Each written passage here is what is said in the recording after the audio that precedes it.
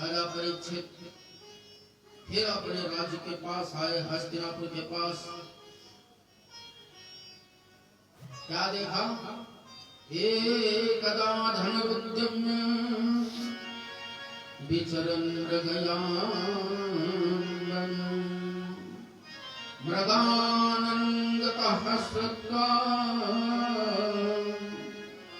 क्षुधितस्तृष्णतो भ्रशन्। उसी समय घूम करके आ रहे थे मृग का शिकार करके।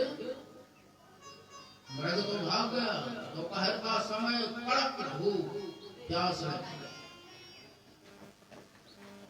पानी प्यास लगी, कहाँ जाए? एक महात्मा के आश्रम पर गए पानी पीने के लिए। महात्मा जी पानी पिलाओ। महात्मा जी समाधिस्थ, भगवान में ध्यान लगा।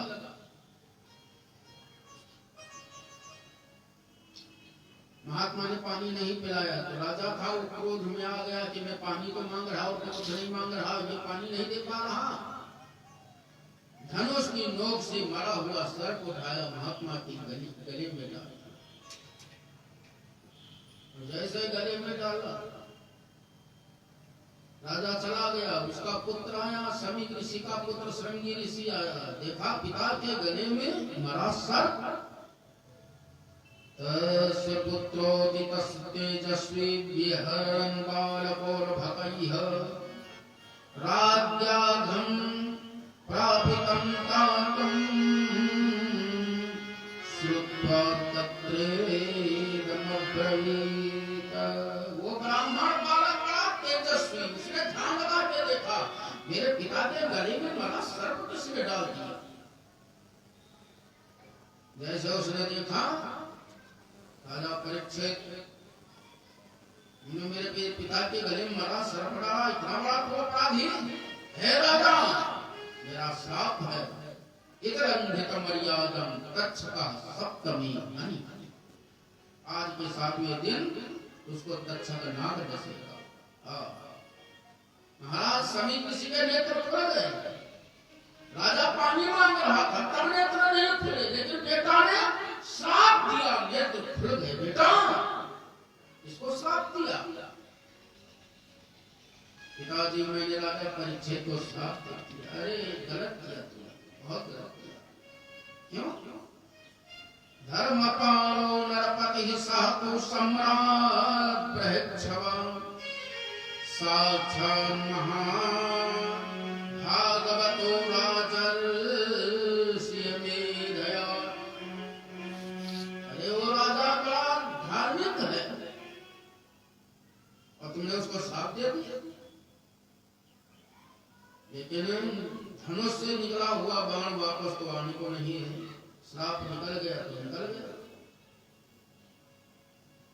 श्रृंगी ऋषि गए राजा परीक्षित के पास। महाराज मेरे बेटे ने आपको श्राप दे दिया, 7वें दिन तक्षक नाग डसेगा। राजा परीक्षित ने कहा, महाराज धन्य भाग्य हमारे जो ब्राह्मण बालक ने श्राप दिया।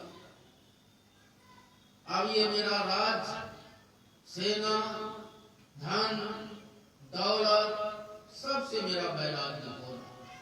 और आदमी को जब ठेस लगती तभी उसको वैराग्य होता, ऐसे नहीं होता। ठेस किससे लगती? या तो पुत्र से ठेस लगती, या पत्नी से लगती, या परिवार से ठेस लगती, वैराग्य होती। राजा परीक्षित ने ब्राह्मण को कुछ गलत नहीं कहा। कहा क्या? धन्यवाद दिया। अहो वयं धन्यतमां नृपाणां महात्मानुग्रहणीयशीला राज्याकुलं ब्राह्मणपादशं च दूराविसृष्टं व्रतगृहधर्मम्। राजा परीक्षित 5 वर्ष अपने पुत्र जन्मेजय को राज्य सिंहासन पर। ये तो एक नियम है कि वो बाप अपने बेटे को देता, फिर वो बाप अपने बेटे को देता, फिर वो बाप अपने बेटे को देता। पांडवों ने परीक्षित को दिया, परीक्षित ने जन्मेजय को दिया। बेटा तू संभाल, हम चल रहे।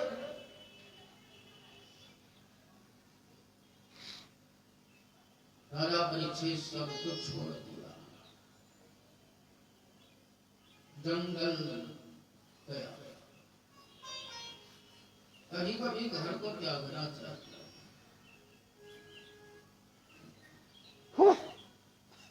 जब कभी फटकार लग जाए परिवार से तो घूम आओ, मन बहल जाएगा, खुश हो जाएगा। और यहाँ पर एक महात्मा ने मुझसे पूछा, प्रश्न किया कि राजा परीक्षित जब गंगा जी के किनारे गए तो उनकी पत्नी गई कि नहीं गई। लेकिन मैं तो भागवत में नहीं जानता उनकी पत्नी परिवार गया कि नहीं गया, मुझे नहीं पता। लेकिन उन्होंने बताया कि राजा परीक्षित जब कथा सुनने सुखदेव जी के पास गए तो पत्नी और पुत्र गए, और पत्नी और पुत्र गए तो पीछे बैठे। राजा परीक्षित तो मुख करके राजा सुखदेव जी की तरफ ध्यान जुड़े कथा सुना, लेकिन पीछे मुड़कर नहीं देखे कि मेरी पत्नी और मेरे बच्चे आ गए, पीछे नहीं घूम के देखे। और जिस समय कथा हो गई और राजा परीक्षित समाधिस्थ हो गया तो जन्मेजय ने चारों तरफ से सेना लगा, अक्षर ना ले पाए, मेरे पिता को डसने न पाए, बड़ी सुरक्षा किया, सेना लगाया, लेकिन फिर भी तक्षक आ गया, उसने डस लिया। तो कोई कारण बनता है मरने का, कोई ना कोई कारण बनता, चाहे कितना छिपाओ कितना बचाओ, लेकिन फिर भी काल आया, तक्षक आया।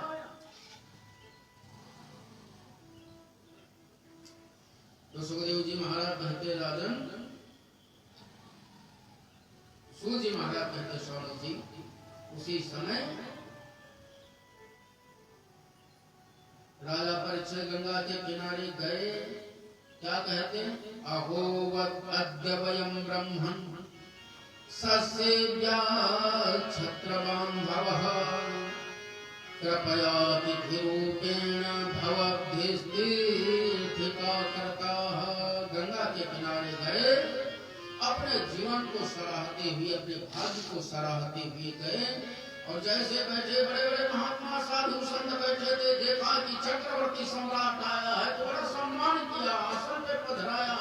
और उसी समय खोटस वर्षीय सुखदेव जी महाराज गंगा के किनारे किनारे दिगंबर धारण किए हुए भागते हुए आ रहे थे। जैसे देखा ऋषियों ने देखा तो बड़े सुखदेव जी महाराज की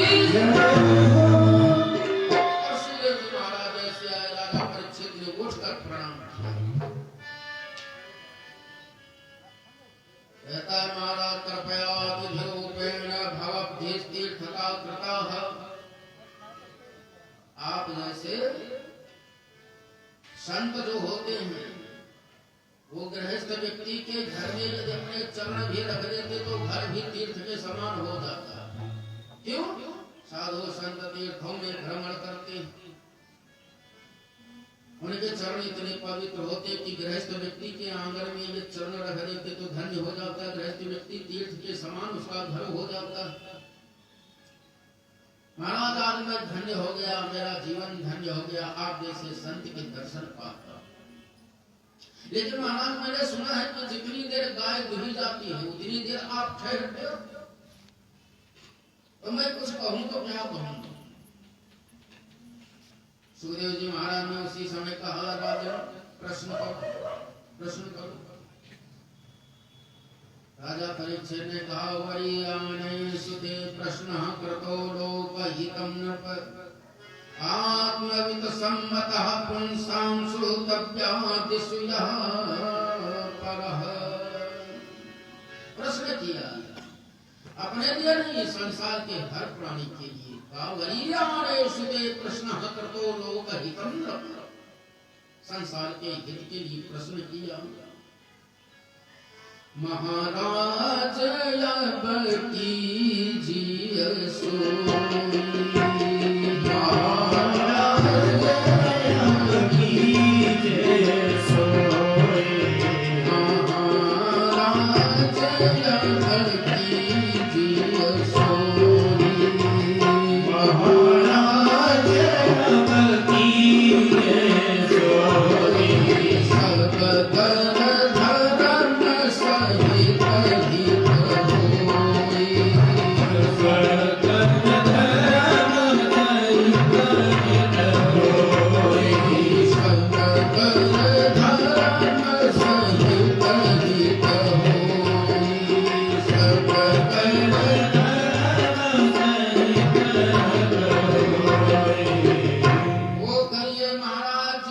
हमारा हित हो, संसार के लोगों का हित।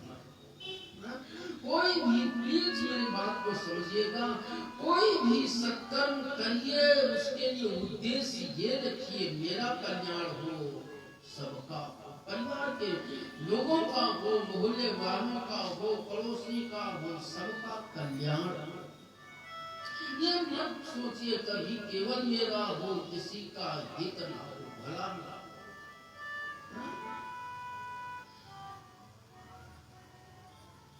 एक आदमी था,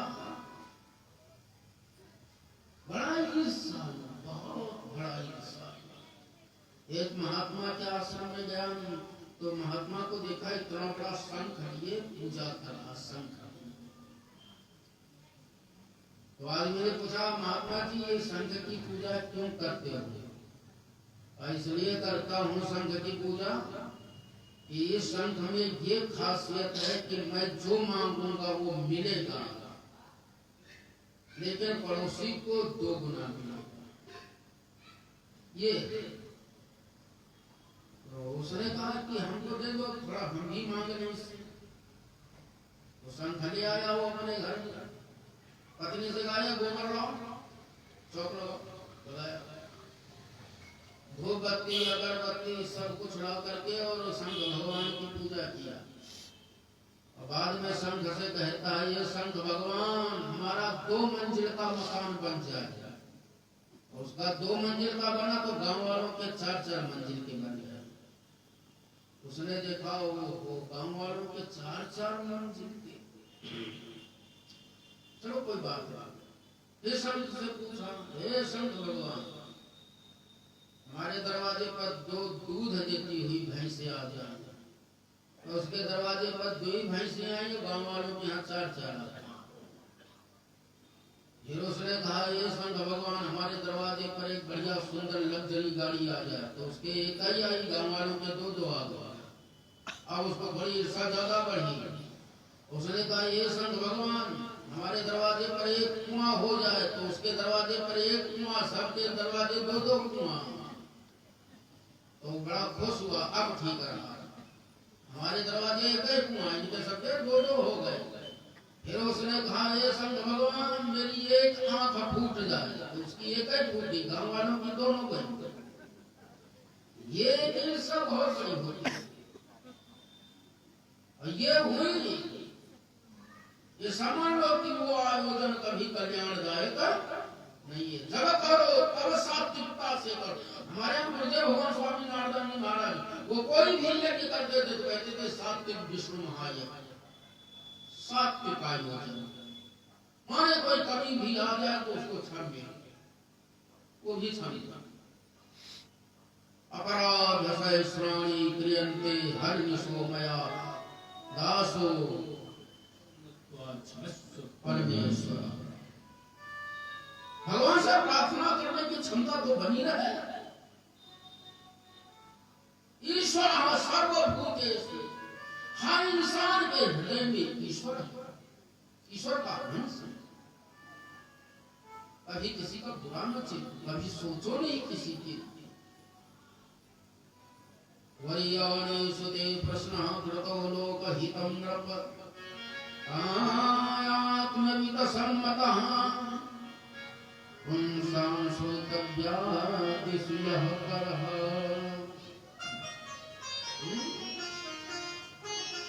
महाराज मेरे लिए कर। अब महाराज जी के पास हम तो 7 दिन के लिए बैठे, और 7 दिन में आदमी क्या कर पाएगा बताइए।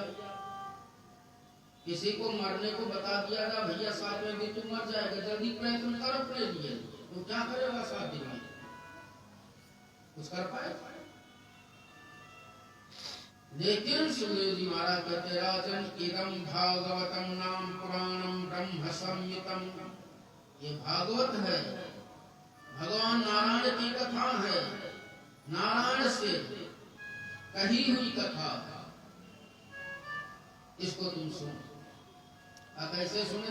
दिन तो बहुत कम है, व्यवस्था कोई नहीं है, तो हमारे समिति के लोग देखो कितनी जल्दी व्यवस्था करते हैं, खड़ा 4.5 दिन में होती।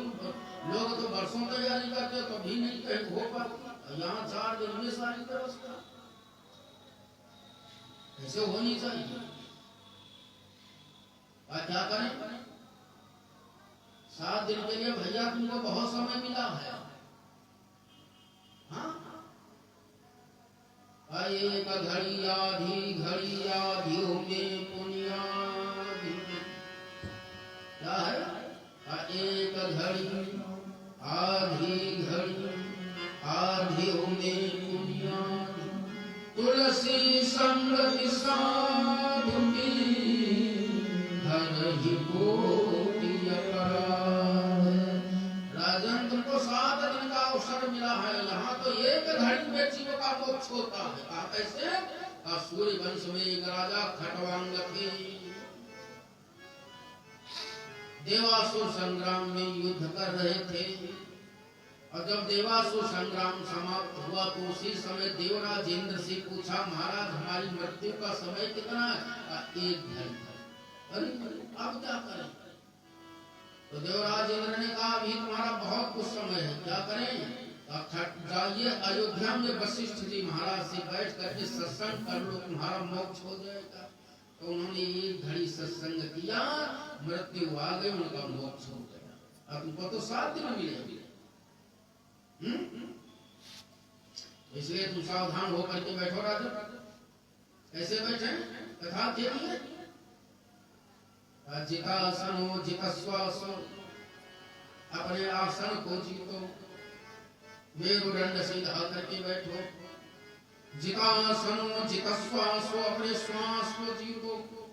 ये जल्दी जल्दी जो श्वास निकलती है आयु कम पड़ती है, इसलिए प्राणायाम से आयु बढ़ती है। जितासनो जितस्वासो जितसंगो जितेंद्रिय, अपने इंद्रियों को जीतो, अपने मन को एकाग्र करो। इंद्रियों का राजा कौन है? मन है। और मन भागता है, मन को रोकिए।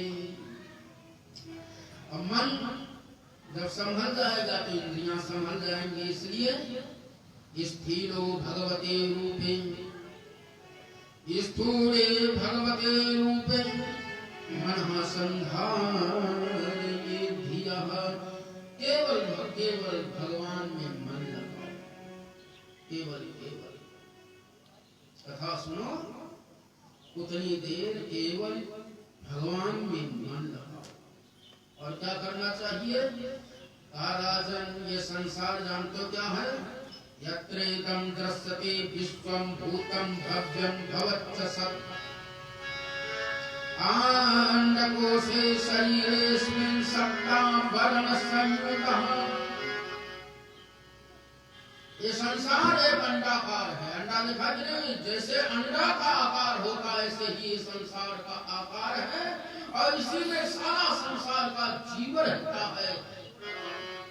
ऐसे अतल वितल सुतल रसातल महातल पाताल लोक नीचे, भूर भुवः स्वः जन तप सत्यलोक ब्रह्मलोक 7 ऊपर। ये क्या है? ये विराट भगवान का स्वरूप है। ये भगवान जो है इसी स्वरूप में हमारा नारायण है। और कहा कमर के ऊपर 7 ऊपर, कमर से नीचे 7 हैं। अतल वितल सुतल रसातल महातल पाताल, भूर भुवः स्वः सत्य ब्रह्मलोक 7 ऊपर। और इन्हीं में मेरा ईश्वर है, इन्हीं में संसार है। कहा भगवान ही सब कुछ बनाता है। तो भगवान दिखता क्यों नहीं? तो कहा संसार दिखता है। जिस संसार को भगवान ने बनाया उसको दिखता है। जैसे ये फूल है, आप किसी से पूछे फूल का कलर कैसा है तो कहेगा पीला। आप कहोगे पीला है, लेकिन इसको नाश्ता के पास ले जाइए, सूंघिए तो पूछो भैया सुगंध किस कलर की? वो व्यक्ति कहेगा भैया फूल तो दिखाई देता है लेकिन सुगंध नहीं दिखाई दे रही। जैसे सुगंध नहीं दिखाई दे रही ऐसे ईश्वर दिखाई नहीं देता है। जैसे इसमें सुगंध है ऐसे ही संसार में ईश्वर है। ऐसे ही मेरा संसार में भगवान है। उस भगवान के बारे में बताते कहते सारा संसार ही भगवान है। इदम ईश्वर, यही ईश्वर है। उसके लिए संशय करना ही गलत है। राजा परीक्षित क्या करते हैं? अपने गुरुदेव से, गुरुदेव कौन है? सुखदेव जी महाराज, वो सदगुरु हैं।